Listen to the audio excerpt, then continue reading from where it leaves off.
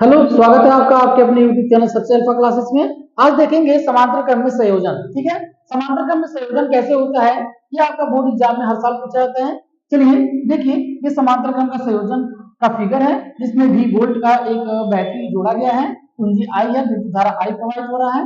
जहां बिंदु A सिरे पर विद्युत धारा तीन भागों में यानी I1, I2, I3 में क्या हो रहा है, विभक्त हो जा रहा है।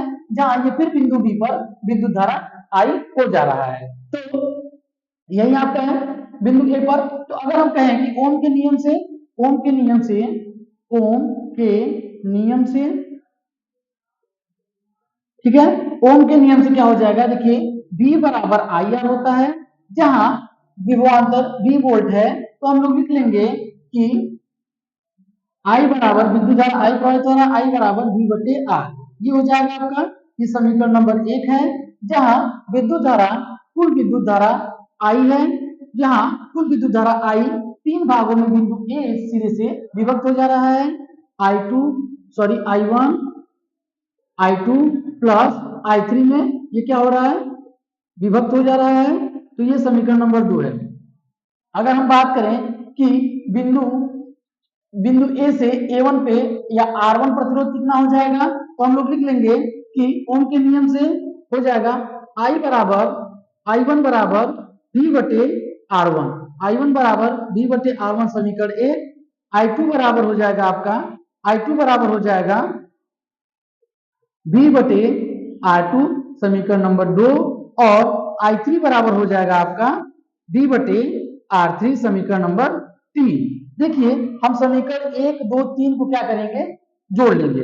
समीकरण सॉरी, यहाँ 1, 2 मान रखा है, तो यहाँ मान लीजिए आप 3, समीकरण 4 और समीकरण 5। समीकरण 3, समीकरण 4 व समीकरण 5 से। ठीक है, अगर समीकरण 1, 2, 3 अगर 1, 2 यहां माने तो 3, 4, 5 मान लेंगे। अब इसका क्या करेंगे, योग करेंगे तो हो जाएगा I1 plus I2 plus I3 equal to हो जाएगा आपका, ये हो जाएगा V बटे R1 प्लस V बटे R2 प्लस V बटे R3। ठीक है, जहां आपका I विद्युत धारा है, ये आपका समतुल्य I विद्युत धारा I है, ये समतुल्य धारा I के बराबर है, तो इसकी जगह I लिख लेंगे बराबर। यहां से क्या करेंगे, हम V को कॉमन कर लेंगे, जहां 1 बटे R1 प्लस 1 बटे R2 प्लस 1 बटे R3 हो जाएगा आपका।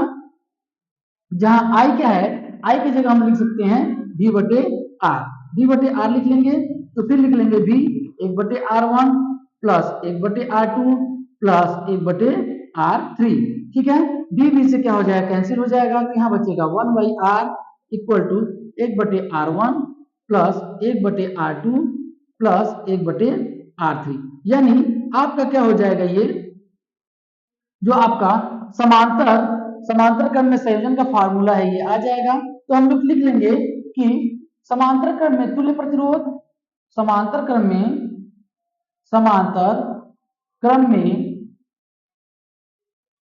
तुल्य प्रतिरोध का व्युत्क्रम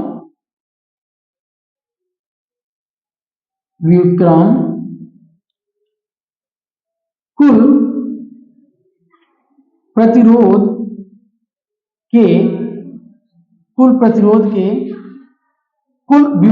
व्युत्क्रम प्रतिरोध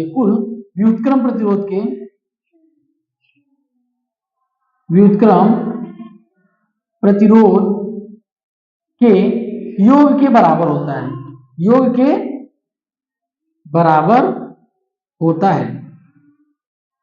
ये रहा आपका समांतर क्रम संयोजन का पूरा कॉन्सेप्ट।